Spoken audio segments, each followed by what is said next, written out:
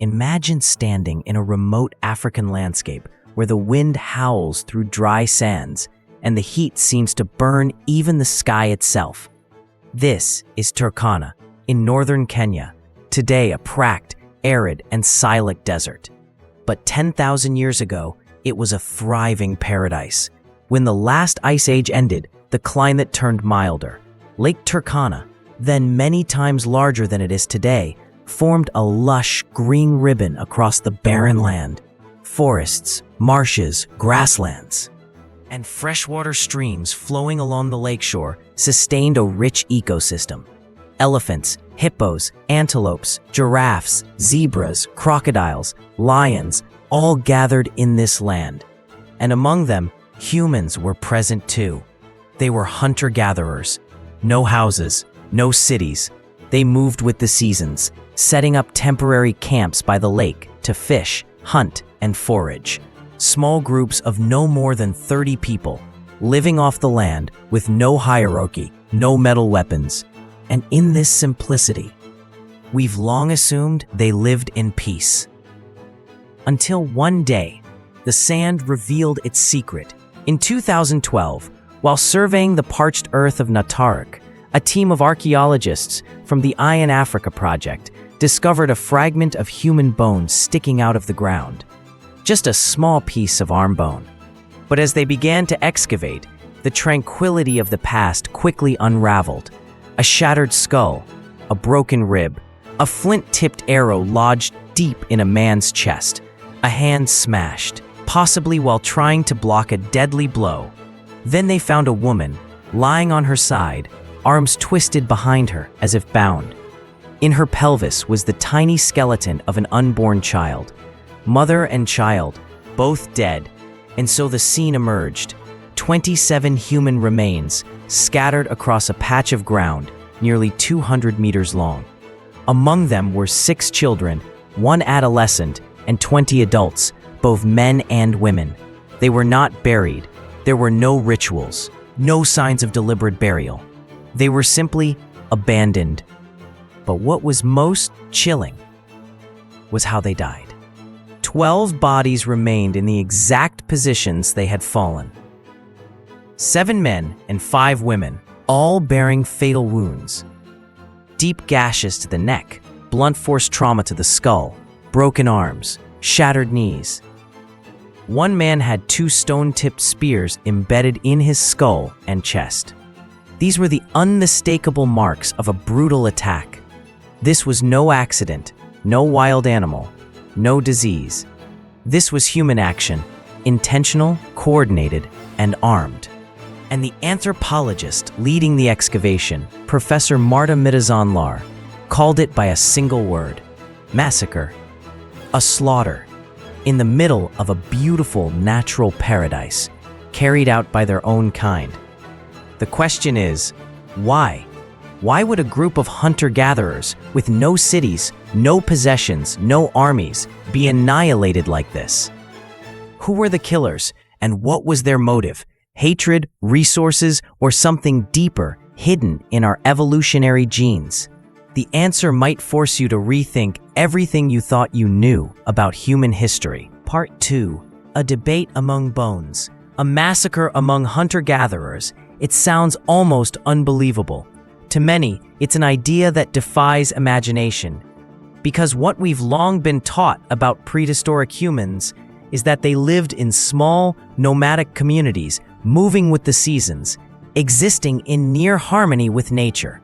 No warriors, no fortresses, no tribal hatred, only survival. So when Professor Marta Mitazan-Lar's team concluded that Nataruk was an organized act of collective killing, the academic world erupted.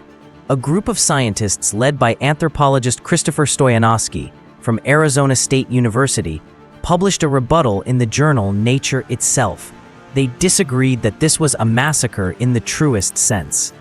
To them, many questions remained unresolved. First, they questioned the interpretation of the injuries. What Lar's team considered blows and cuts could also have been caused by natural post-mortem decomposition, or by bones being crushed, displaced by floods, or compressed under sediment over time. Second, they challenged the condition and arrangement of the skeletons. In most known prehistoric massacres, remains are typically jumbled, scattered, or severely damaged. But at Nataruk, most skeletons were found in anatomical alignment, largely intact, with no signs of dragging or post-mortem movement. Some of the postures even suggested the bodies may have been deliberately placed, not chaotically abandoned. One alternative theory proposed that the site might represent a ritual sacrifice, or perhaps a collective accident, such as drowning or lightning strike, followed by a primitive form of burial. From this perspective, the so-called massacre might simply be a modern projection, a case of reading today's logic into ancient behavior. But Mirazan-Lar did not back down. In a firm response, she pointed to what she called undeniable evidence: a stone arrow embedded deep in a skull, a clean slash across the throat, fractures and trauma concentrated on heads, arms, and knees, all consistent with deliberate violence. No animal could inflict such injuries. No natural disaster could explain this pattern. And then there were the weapons: stone-tipped spears, heavy wooden clubs, razor-sharp stone blades. These were not tools for hunting or fishing. They were weapons for killing humans, both at close and long range. The variety and distribution of wounds suggested a coordinated group, organized, purposeful, and fully aware of what they were doing. She went further. "We are not looking at the aftermath of an accident," she insisted. This was a raid, a massacre, perhaps the earliest known example of war, human against human. The disagreement remains. One side sees violence, the other, ambiguity. But whichever side you take, Nataruk forces us to confront an uncomfortable question. Were humans ever truly meant to live in peace? Or has violence been etched into our bones from the very beginning? Part 3. Nataruk, Hell in Paradise. What made the massacre at Nataruk so extraordinary was not just the number of victims or the signs of violence, but the unique setting in which it occurred. Let's go back in time. Around 10,000 years ago, this area looked nothing like it does today. Instead of sun-scorched sand and cracked soil, the Turkana Valley was a lush oasis. Lake Turkana spread wide, brimming with fresh water. Migratory birds filled the sky, and herds of large animals came from all directions to drink and feed. Fossil evidence shows that elephants, hippos, antelopes, primates, crocodiles, even lions and wild dogs once thrived here, and amid this fertile land were humans. Nataruk at that time was likely a temporary camp set up by a group of hunter-gatherers. They weren't permanently settled, but they also weren't entirely nomadic. They came here for the abundant fish, fertile soil, plentiful game, and year-round fresh water, one of the best places to live in ancient Turkana. But abundance always comes at a cost. Not every group in that era had such good fortune. Some lived in harsh hills where animals were rare, vegetation sparse, and water difficult to find. And when those groups saw a place like this, they may not have just envied it. They may have decided to take it. And that may have been the beginning of Nataruk's descent into hell. Archaeological evidence, analyzed by Professor Mirazan-Lar's team, revealed that the weapons used in the attack were far from random. The injuries indicated at least 3 types of weapons were employed.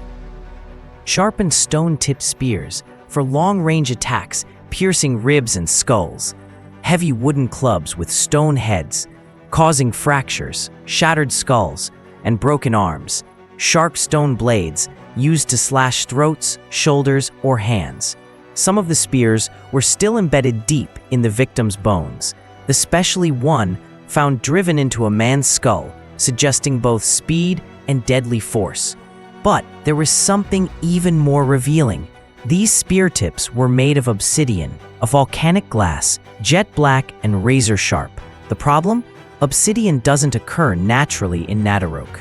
It had to be brought in, possibly from Mount Elgon, the Rift Valley, or even as far away as Ethiopia, which leads to a chilling conclusion. The attackers came from afar. They had superior weapons, they had leaders, and they came prepared. This was not a chance encounter between two wandering groups. This was a coordinated raid with a clear strategy. Strike from a distance with spears, then move in to finish the job with clubs and blades. They left no one alive, not even pregnant women or children. Nataruk wasn't a battle, it was a human hunt. And the predators weren't lions, not crocodiles, but people, hunting people. But the most haunting question is why?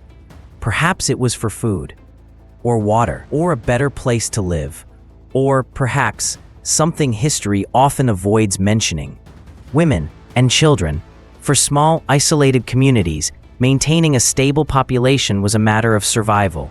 If a group lacked women, children, or resources, the fastest way to regain life was to take them from others. Seize women for reproduction, take children to raise as their own, steal shelter before the dry season arrived. No one knows for certain what the true motive was, but the result is painfully clear. Nataruk, once an ecological paradise, became the first hell of humankind. And perhaps, for the first time in history, humans killed one another, not for individual survival, but for the interest of the group. Part 4. The Origins of War. The brutal history of humankind. The biggest question surrounding Nataruk isn't who killed, but why they killed. We often think of war as a product of civilization, empires expanding their borders, kingdoms clashing over gold, religions fueling hatred. But at Nataruk, there were no kings, no fortresses, no money, no gods. So what did they kill each other for? According to Professor Marta Mirazan-Lar, the answer lies not in scarcity, but in abundance. When a land is too rich, like Nataruk, it doesn't just sustain those who live there. It draws the hungry eyes of those who don't. Abundant resources don't create peace, they create competition. And when populations grow, when easy access to food allows rapid expansion, conflict becomes inevitable. You don't need a city to start a war. You don't need flags. You only need one small group, thirsty, hungry, short on women or children, and another group that has all of those things. That imbalance is enough to make blood flow. Contrary to traditional views held by many archaeologists, that war only began after humans settled, formed villages, and accumulated property, Nataruk flips that idea on its head. It suggests that the root of conflict does not lie in civilization, but in evolutionary biology. When any animal of any species must compete for territory, resources, mates, or breeding grounds, aggression is inevitable, and humans, despite our intelligence, are still animals. Studies of other primates, especially chimpanzees, strengthen this view. Chimpanzees have been observed organizing coordinated raids, ambushing rival groups, killing adult males, abducting females, and annexing new territory. Quiet, calculated, ruthless, no ceremony, no warning. And what happened at Nataruk is terrifyingly similar. Just look at the injuries: a slash across the throat, a blow to the knee, a shattered hand as if raised to block a strike, a stone spear buried in the chest, a message written in violence. These were not blows struck in sudden rage, not a fight that got out of hand. This was targeted, planned killing, to seize and erase. Nataruk teaches us a hard lesson. When conditions allow, war doesn't just become possible, it becomes likely. And here's a dark paradox. The more resources available, the greater the chance of conflict. Not because of poverty, but because of ambition. Not because of desperation, but because there's something to win. And just like other animals competing to pass on their genes, prehistoric humans fought to ensure their group's DNA survived, while eliminating the rival bloodline. That is natural selection. That is war. And perhaps that is why we are here and they are not. If our ancestors survived an attack like Nataruk, or were the ones who carried it out, then that violent behavior may have been carved into our DNA, a cold but effective legacy of evolution. And from that, a bitter truth begins to emerge. War is not the exception in human history. It is an inseparable part of it. And maybe that's why we have never truly stopped killing, even 10,000 years after the blood first spilled on the shores of Nataruk. Part 5. Nataruk, a warning for the future of humanity. If Nataruk is a silent indictment of prehistoric violence, then Jebel Sahaba, an archaeological site in Sudan, is a whisper from another world. A world where humans began to bury their dead and began to remember death. Roughly 2,000 kilometers northwest of Nataruk, Jebel Sahaba was excavated in the 1960s. There, archaeologists uncovered 58 human skeletons, men, women, and children. What stood out wasn't the number, but how the dead had been treated. No one was abandoned. No one was left exposed to rot. All were carefully buried, many graves marked with stones, the bodies curled in fetal positions, facing the same direction, as if someone still had time and the will to perform a ritual for the fallen. That speaks volumes. Perhaps they had settled down, lived in a stable community, shared responsibilities, preserved memory, and knew how to mourn together. At Nataruk, there was none of that. No graves, no stones, no order. Only human bodies, mixed with fish remains, dried out by time like an unread indictment. This stark contrast reveals a troubling truth. War does not need civilization to exist. It only needs a motive and the right conditions. Nataruk is living proof of that. The attackers, perhaps a small, nameless group, with no written language, no record in history, no one left to remember them. But their actions have echoed for 10,000 years because they taught us a brutal law. When one group has what another lacks and life becomes too precious, blood will be spilled. What makes the story of Nataruk truly terrifying isn't just its past, it's how it mirrors our present. Today, we no longer wield stone clubs or flint-tipped spears. Instead, we have guns, missiles, drones, and biological weapons. We don't fight over fish or lakes, but over oil, uranium, rare earth metals, and semiconductor chips. We no longer live in temporary camps, but in megacities, nations and alliances. Yet the logic of conflict remains unchanged, and the instincts of the hunter haven't evolved. In a world that grows hotter by the day, where melting ice opens new shipping routes, where clean water becomes a strategic commodity, and where the global population exceeds 8 billion, the story of Nataruk is not ancient history. It is an unheeded forecast. It forces us to confront an unbearable question. If a small group once killed an entire camp just for access to resources, what happens when all of humanity is deprived of the same things? In the eyes of history, are we really so different from the people of Nataruk? Will we too be buried beneath the sands? Our bones bleached in the sun until one day a future archaeologist picks up our skull and wonders, why did they kill each other? They had everything, and yet they still chose death. And if that day comes, then perhaps Nataruk wasn't the first prehistoric war, but the last lesson we ever had the chance to learn. If you believe the story of Nataruk isn't just the past, but a mirror of our present, then subscribe to this channel and join us as we uncover the buried memories, the forgotten truths. Because what awaits humanity ahead might not be the future, but a repetition of prehistory. We once killed for fish, for water, for shelter. Today, we fight for oil, rare earths, and control over data. War hasn't disappeared. It just changed its disguise. And if we fail to understand what happened at Nataruk, sooner or later, we will become another Nataruk. Hit subscribe. Don't let the last lesson of our species be buried a second time.